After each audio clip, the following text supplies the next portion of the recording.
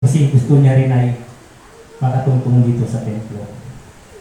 Tama, hindi. Dito, ang nagsabi si Father, kausap niya. Ano sabi ni Father? Sabi ko, sinabi ko na gusto niya pang-usa.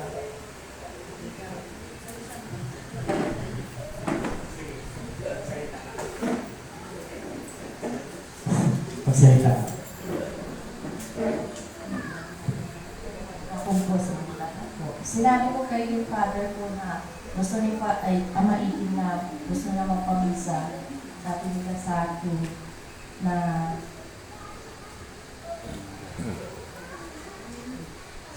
Sige, parang may nagbabara. O, huwag mo na magbara at magsalita mo na yung mga katawan. Umalis mo na yung mag-isa lawa dito sa kanya. Sige, simulan mo na.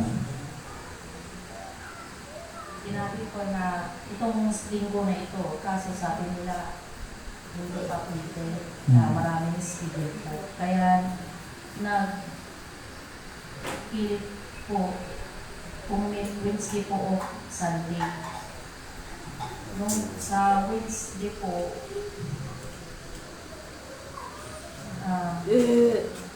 may alanganin. Kaya sabi ko kay Ama na kung pwede na lang sa Sunday po.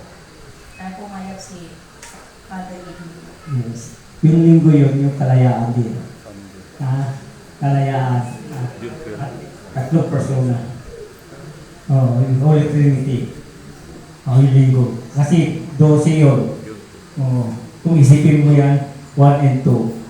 Ang dalawa at bumaba at ginabayan ng lahat dito sa lupa. Dahil hindi sa kanya yan.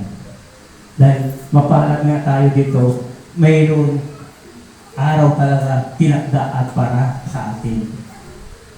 Dito natin ay makikita ang templo natin, hindi lang sino man at pwede kahit sino man at pumunta dito kung siya ay magpatotoo. Dito sa atin ay freedom. Dahil kung saan si Jesus ay doon tayo. Dahil ang lahat yan, samahan lang yan. Walang kaligtasan kundi tayo magrelasyon sa Diyos.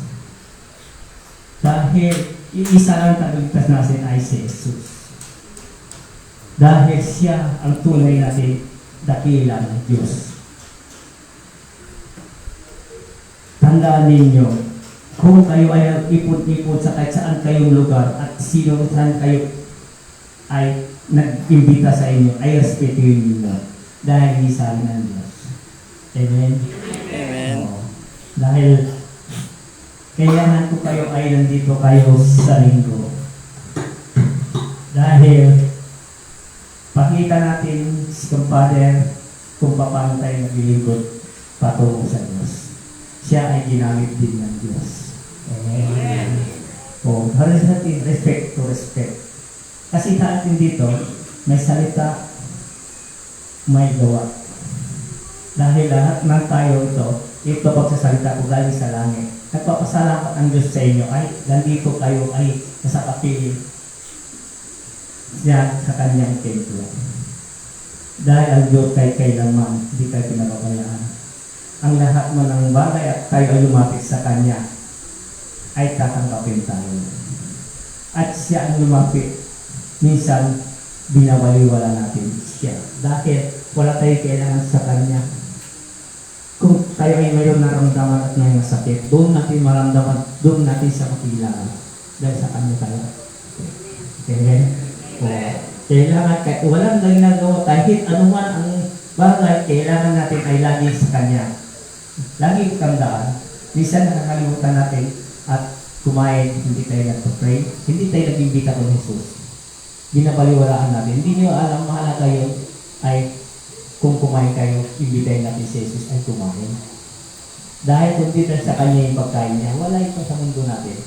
Sa Kanya ang pagkain niya, sa Kanya rin ang buhay natin, sa Kanya lahat ang bagay dito sa lupa. O sa unay natin ay ang Diyos. Dahil ang Diyos ay tunay na pag-ibig. Ito alam ninyo, mga sakit ninyo, may nararamdam kayo. Kayo rin may gawa yan. Kasi umisan ang nakikita ko sa pinagsisisi nila. Ang Diyos, hindi nila alam. Ang Diyos kahit kailan naman, hindi nabibigay ng sakit. binigyan kayo ng buhay, na buhay ng kalayaan dito sa mundo. Kailangan disiplinahin nyo rin ang inyong mga sarili. Kung anumang bawal sa katawan ninyo ay makasama, ay tigilan mo yan. Tigilan nyo kumain. Kumanap kayo ng ibang pagkain. Dahil ang pagkain kasi merong ay mabuti sa katawan. Meron makakasama sa katawan. Tayo rin ang magkapipili sa ating sarili. Dahil ang sarili natin, siyang dapat natin malalaman kung anong bagay ay hindi maganda. Yun, iwasan natin.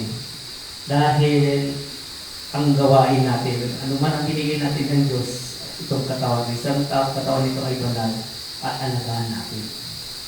Tandaan ninyo, huwag kayo makakalimot sa pray. Yung sinabi ko sa inyo ang Biblia, magbasa-basa na kayo. Dahil nandoon ang lahat ng bagay ay ang kagamitan, ang sandata sa Biblia, sa kasulat sa loob ng Biblia. Dahil kailangan kahit Muslim man, kahit Kristyano man, kahit Bunagin man, kahit Biblia pa rin ang hinahawak nila.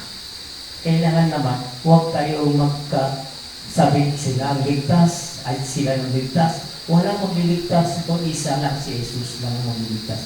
Iisa lang tinatawag natin, siya lang. Huwag nila, kami ang ligtas.